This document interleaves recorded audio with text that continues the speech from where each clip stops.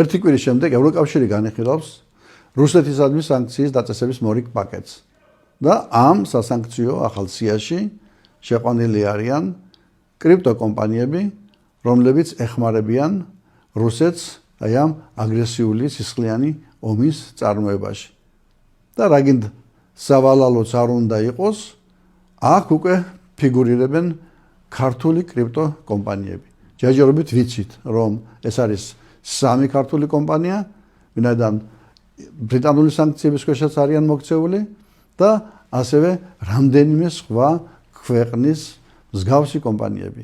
სამარცხვინო არის ის გარემოება, რომ სადაც უკვე საქართველოს ხსენებაა ბოლო პერიოდში, ყოველთვის ოდიოზურ გარემოში მოხვდებით ხოლმე. 6-6 ქვეყანა არის შეყვანილი მსოფლიოს 192 ქვეყნიდან. და ვინ არიან ეს ქვეყნები? ან დიქტატორული სახელმწიფოები, ან ოფშორული, ასე ვთქვათ, ქვეყნები. პანამა, მარშალის კუნძულები, არაბთა გაერთიანებული საამიროები, ნიგერია, ბელარუსი და პლუს მე-6 საქართველო. აი ამ, ასე ვთქვათ, გარემოში ვართ მოქცეული. ეს კიდევ ერთხელ აჩვენებს საერთაშორისო საზოგადოებას, რომ საქართველო გარიყულია ცივილიზებული დასავლური სამყაროსაგან და აი სწორედ მსგავსი ქვეყნების გვერდით აღმოჩნდება სხვადასხვა კონტექსტში. რაც შეეხება ამ ქართულ კომპანიებს, რომლებიც საქართველოს მოქალაქეების მიერ არის დაფუძნებული და მთლიანად იმართება რუსეთის მიერ.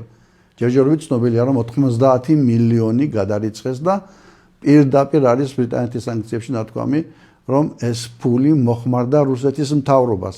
ანუ რუსეთის მთავრობა მართავდა საქართველოს სამ კომპანიას, ორი დარეგისტრირებული იყო სადღაც ბინებში, ერთი ქუთაისის ინდუსტრიულ ზონაში.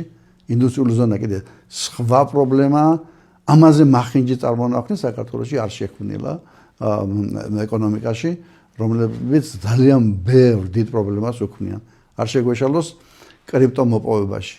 აი ამ ენერგოვამპირებში ეს სხვა საკითხია და ის ცალკე მისახედი თემა. ეხლა ლაპარაკია კრიპტოკომპანიებზე, რომლებიც გადარიცხვებს აწარმოებენ და რუსეთისათვის ყიდულობენ საციცოცხლო მნიშვნელოვან სამხედრო თუ სხვა დანიშნულების საქონელს ტრანზაქციებისთვის იყენებენ ისე რომ კვალი არ ჩანდეს და ეს კვალი, ასე ვთქვათ, საბოლოოდ გადარიცხვების შემდეგ მოდის საქართველოზე და ქართული გურდიული პირები თურმე და აი ამ მთელი მსოფლიოს მასშტაბით აი ესე გიგანტურ თანხებს აწელებენ. ეს 90 მილიონი რაც გარკვეულია, თორემ ერთი 10-ჯერ მეტი ალბათ მსგავსი კომპანიებისა და თუნდაც ამ კომპანიების მიერ, რომელსაც ჯერჯერობით ასე ვთქვათ, ვერ ავხედავთ, ასევე იქნებოდა გადარიცხული. ჩვენ არ ვიცით რა ხდება საქართველოში სხვა მიმართულებითაც. სადაც 3-ია, იქ შეიძლება 7 და 10-იც იყოს. ყოველგვარი ზედამხედველობის გარეშე. ეს იმასაც აჩვენებს, რომ ისინი სასათბურო პირობებში იმყოფებიან და სადაც სასათბურო პირობებია და მფარველებია, იქ ყოველთვის უკვე არის ხელისუფლების ინტერესები. გასარკვევია საქართველოს ხელისუფლებამ რა როლი ითამაშა ამ პროცესში. მას შემდეგ რაც ბრიტანეთმა დაასანქცირა, გამოტყდნენ. არა, 2 წელს წინ ვიღაცები დავიჭირეთო. ეს სამი ორგანიზატორი ახლა თავისუფლად დადის ქუჩებში, მოგვატყვიეს და ვიღაცამ გამოგვიყენა და ჩვენი პასპორტებით გაგვაფორმებინაო და ეს ერთ-ერთი ორგანიზატორი წავიდა ციხეში, მაგრამ არავინ იცის რისთვის წავიდა. და არავინ იცის, რომ ამ კრიპტოგარიგებების უკან რა რაოდენობის ფული მოხმარდა რუსეთის მთავრობას. და ქუჩაში პატარა დარღვევა რომ მოხდეს, ან რაღაცა საქმე გამოავლინოს შინაგან საქმეთა სამინისტრომ პროკურატურამ, ან სუსმა ბრიფინგებს არ აცდენენ და თურმე ასეთი უზარმაზარი, ასე ვთქვათ, კრიპტო გიგანტები აღმოუჩენიათ, რომლებიც ათეულ მილიონობით ტრანზაქციებს ეწევოდნენ და ერთი ბრიფინგიც არ ჩაუტარებიათ. რატომ? რატო დააფარეს ხელი? ან მათი პირადი ინტერესია, ან რა თქმა უნდა, სადაც რუსეთია, რუსეთის ხსენება არ უნდათ. შეეშინდათ, რომ რუსეთისათვის მხარდამჭერი ქართული კომპანიები ასე საჯაროდ გამოიყვანათ, ან უფრო მეტიც.